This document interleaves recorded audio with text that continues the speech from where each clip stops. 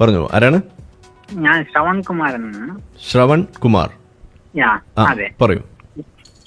ഞാൻ അതെ ഇപ്പോ CJP കൊണ്ട് പിന്നെ ഞാൻ ഹിന്ദു ആണ്, ഹിന്ദു മതവിശ്വാസിയാണ്.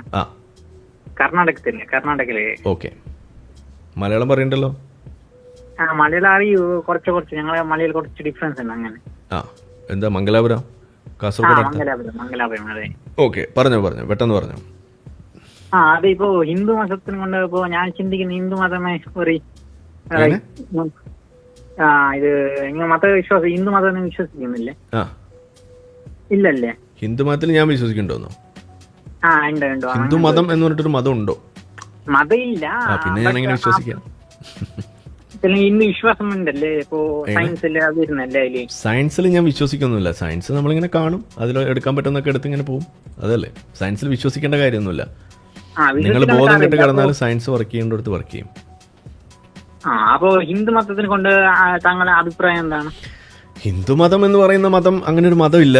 പിന്നെ കുറെ വിശ്വാസക്കൂട്ടങ്ങളാണ്. ആ വിശ്വാസക്കൂട്ടങ്ങളിൽ കുറെ അന്ധവിശ്വാസങ്ങളുണ്ട്, കുറെ മണ്ടത്തരങ്ങളുണ്ട്, കുറെ അബദ്ധങ്ങളുണ്ട്, കുറെ എടുക്കാവുന്നതുണ്ട്, നന്മയുണ്ട്, തിന്മയുണ്ട്. അതെല്ലാം മാറ്റി എടുത്തല്ലേ ചിലത് ഹിന്ദു മതത്തിൽ ഞങ്ങൾ ഇപ്പോ ഇസ്ലാമിനെ പോലെ അതേ ഞങ്ങൾ ഇത് വിശ്വസിക്കണം എന്നില്ലല്ലോ ഇപ്പൊ ഹിന്ദു മതത്തിൽ. മനസ്സിലായില്ല എന്താ ചോദിച്ചെന്ന്. എന്താ പറഞ്ഞാൽ ഇപ്പോ ഇസ്ലാമിൽ ഇപ്പോ ചില വിഷയം ഞങ്ങൾ അത് ഫോളോ ചെയ്യണമെന്നുണ്ടല്ലേ? ഇസ്ലാമിൽ ചില കാര്യങ്ങൾ ഫോളോ ചെയ്യണം, അങ്ങനെ പോലെ കാര്യങ്ങളെല്ലാം ഉണ്ടല്ലോ. അപ്പൊ ഹിന്ദു മതത്തിൽ അങ്ങനത്തെ കാര്യം എന്തില്ലല്ലോ, വേണ്ടിയെ എടുക്കാ വേണ്ടതന്നെ ഇവിടെ അല്ലല്ലോ.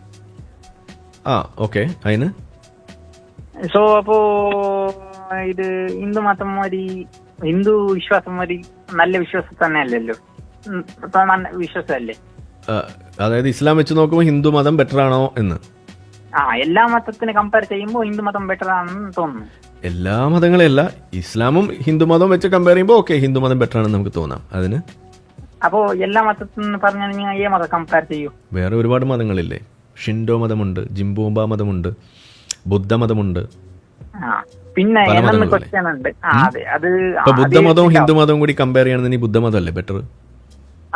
ഇല്ല എന്ത് വെച്ചാൽ ഇപ്പൊ ബുദ്ധമതത്തിന്റെ ഒരു പ്രധാനപ്പെട്ട ഒരു ഐഡിയ എന്ന് പറയുന്നത് ഇക്വാലിറ്റിയാണ് അതിനകത്ത് പറയുന്നത്. അപ്പോ ഹിന്ദു മതത്തിന്റെ ഏത് ആശയമാണ് ബുദ്ധമതത്തിന് ഉദയം ചെയ്യാൻ പോലും കാരണമായത്? അത് ഹിന്ദു മതത്തിന്റെ ജാതി വ്യവസ്ഥിതിയാണ്. അപ്പൊ ഹിന്ദു മതത്തിന്റെ ഒരു ദോഷമല്ലേ ജാതി വ്യവസ്ഥിതി എന്ന് പറയുന്നത്? അത് ദോഷം തന്നെ. ദോഷമാണല്ലോ. അപ്പൊ അങ്ങനെ നോക്കുമ്പോ ഹിന്ദു മതത്തെക്കാൾ ബെറ്റർ ബുദ്ധമതം അല്ലേ?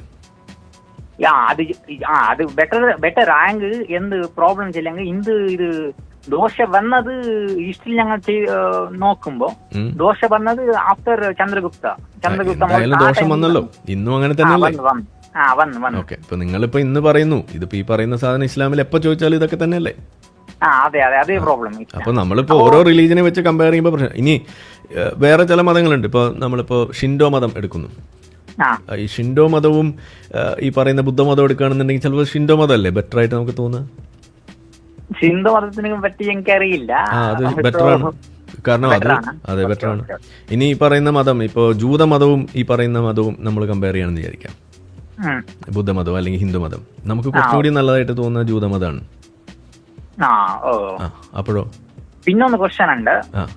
ഇപ്പോ നമുക്ക് ഇപ്പോ ഇസ്ലാം കാണുമ്പോ കുറെ ഞാൻ പഠിച്ച്, അത് ഖുർആൻ പഠിച്ച്, ഞാൻ കുറെ വീഡിയോകൾ കണ്ട്, പിന്നെ ഖുർആനെ പറ്റി പഠിച്ച്. അപ്പൊ ഇസ്ലാം ഞങ്ങൾ ജസ്റ്റ് വായിക്കുമ്പോ അറിയുന്നത് ഒരു ചെറിയ കുറെ തട്ടിപ്പുണ്ട് അങ്ങനെ ഇങ്ങനെ ഉണ്ട്, ഞങ്ങൾക്ക് മനസ്സിലാവുന്നല്ലോ. എങ്ങനെ ഇസ്ലാമിൽ തട്ടിപ്പുണ്ടെന്ന്? തട്ടിപ്പ് കുറെ ഇതില്ലെങ്കിൽ റോങ്സ് കുറെ ഉണ്ട് ഇസ്ലാമിൽ.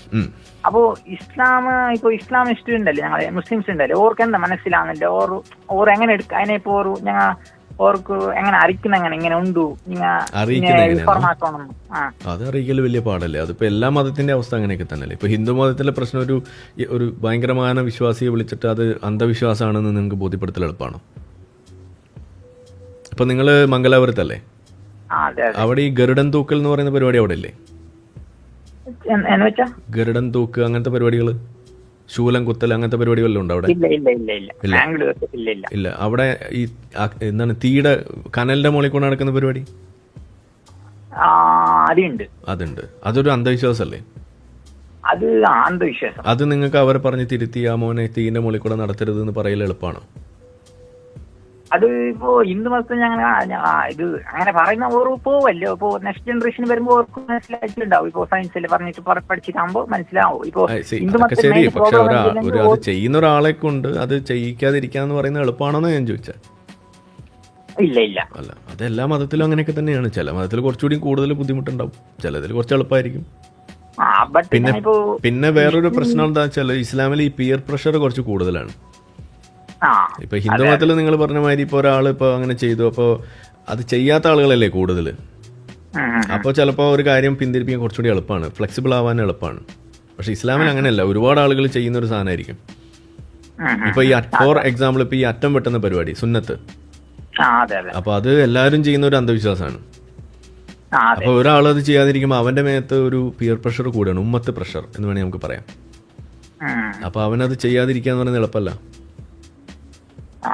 അപ്പോ എന്നൊന്ന് ക്വസ്റ്റ്യൻ ഞങ്ങൾക്ക് ഇപ്പോ നിങ്ങൾ എത്തിസ്റ്റ് അല്ലേ, എക്സ് മുസ്ലിം ആത്തിസ്റ്റ് അല്ലെ? ആത്തിസ്റ്റ് ഞങ്ങളിപ്പോ എന്നാ ഒരു പ്രോബ്ലം വരുന്നത്. ഇപ്പോ വിവേകാനന്ദർ പറഞ്ഞിട്ടുണ്ട്, ഇപ്പോ ഞങ്ങൾ എപ്പോൾ ജ്യോതിഷ ആള് എപ്പോ ചെല്ലെങ്കിൽ ഞങ്ങൾക്ക് എപ്പോ ഭയങ്കര പ്രോബ്ലം വരുന്നു. ആ ടൈമിൽ ഞങ്ങൾക്ക് എന്താക്കാൻ കഴിയില്ല. ആ ടൈമിൽ ഞങ്ങൾ എന്താ ഒരു ഭയങ്കര ശക്തി ഉണ്ട്, അവിടെ ഞങ്ങൾ പോയെങ്കിൽ ഇത് കറക്റ്റ് ആയിട്ട് ഒരു മനസ്സിലേക്ക് ഒരു തോന്നുന്നു. അപ്പൊ ഒരു എത്തിസ്റ്റ് ആയിക്കൊണ്ടോ ഇപ്പൊ നമുക്ക് ഞങ്ങൾ എന്ത് വിശ്വസിക്കും? എത്തിസ്റ്റ് ആണെങ്കിൽ ഞങ്ങൾ എന്ത് വിശ്വസിക്കൂ? എന്തോ ഇല്ല, ഗോഡ് എന്തില്ല ഞങ്ങൾ വിശ്വസിക്കല്ലേ. അപ്പോ നിങ്ങപ്പോ ഭയങ്കര പ്രോബ്ലം വരുമ്പോ നിങ്ങൾ എന്ത് ചെയ്യൂ? എത്തിസ്റ്റുകാർ എന്ത് ചെയ്യൂ? സപ്പോസ് അങ്ങനെ പ്രോബ്ലം ആയിട്ട് ഞാൻ നടക്കണമെന്ന് വിചാരിക്കാം. ഓക്കെ, അപ്പോ ഞാൻ എത്തിസ്റ്റുമാണ്, എനിക്ക് വിശ്വാസമൊന്നുമില്ല, എനിക്കൊരു 5 ലക്ഷം രൂപയുടെ കടമുണ്ട്. അപ്പൊ ഞാനിത് എന്ത് ചെയ്യുന്നു വിചാരിച്ച ആകെ പ്രശ്നമായിട്ട് നടക്കുകയാണ്. അപ്പോ നിങ്ങൾ കർമ്മ ബിലീവ് ചെയ്യൂ? പറയണേ വെക്കൂ. അങ്ങനെ നടക്കുമ്പോഴാണ് എന്റെ തലയിൽ പെട്ടെന്നൊരു തേങ്ങ വീണു. അപ്പൊ ഞാൻ ബോധം പോയി അവിടെ കിടന്നു. അപ്പോൾ ഞാൻ ഹോസ്പിറ്റലൈസ്ഡ് ആയി. നാട്ടുകാരെല്ലാവരും കൂടി അവിടെ ഫണ്ട് പിരിച്ചു. എനിക്ക് ചികിത്സാ സഹായ നിധി ഒരു 25 ലക്ഷം രൂപ പിരിഞ്ഞിട്ടി. 5 ലക്ഷം കൊണ്ട് എൻ്റെ ചികിത്സയും നടന്നു, 10 ലക്ഷം കൊണ്ട് ചികിത്സയും നടന്നു, 5 ലക്ഷം കൊണ്ട് കടവും വീട്ടി. അതെങ്ങനെയാ അപ്പൊ പരിഹരിച്ചോ എന്റെ പ്രശ്നം? പരിഹരിച്ചു. ഏതെങ്കിലും ദൈവം സഹായിച്ചിട്ടാണോ? ദൈവ സഹായിച്ചിട്ടോ ആയില്ല. അപ്പൊ എനിക്കെന്നാ വല്ല ടെൻഷനും ഉണ്ടായോ? കാരണം ഞാൻ ബോധം കെട്ട് കിടക്കല്ലായിരുന്നു, തലേ തേങ്ങ.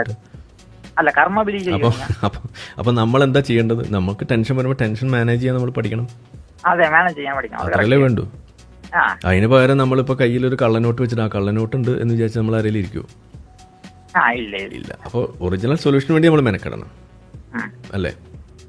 അപ്പൊ നമുക്ക് തലയിൽ തേങ്ങ വീഴാതെ ബോധം പോകാതെ തന്നെ നമുക്ക് നല്ല ബന്ധങ്ങളും നല്ല സുഹൃത്തുക്കളും ഉണ്ടെങ്കിൽ കാര്യമായിട്ട് പറഞ്ഞാൽ ഇതുപോലെ സഹായിക്കാനുള്ള ആളുകളും ഒക്കെ നമുക്ക് ഉണ്ടാവും. അങ്ങനെയല്ലേ നമ്മൾ സർവൈവ് ചെയ്യല്. നല്ല ജോലി കണ്ടെത്താൻ ശ്രമിക്കണം, അങ്ങനെ പല പണികൾ. പകരം നിങ്ങൾ ഒരാളെടുത്ത് അങ്ങനെ ഒരു സഹായം ചോദിച്ചു, എന്നിട്ട് ഒരു തവണ നിങ്ങൾ അങ്ങനെ സഹായം എടുത്തു, എന്നിട്ട് പിന്നെ അയാളെ നിങ്ങൾ പറ്റിച്ചു, അയാൾക്ക് പൈസ പറഞ്ഞ സമയത്ത് നിങ്ങൾ തിരിച്ചു കൊടുത്തില്ല എന്ന് വിചാരിക്കാം.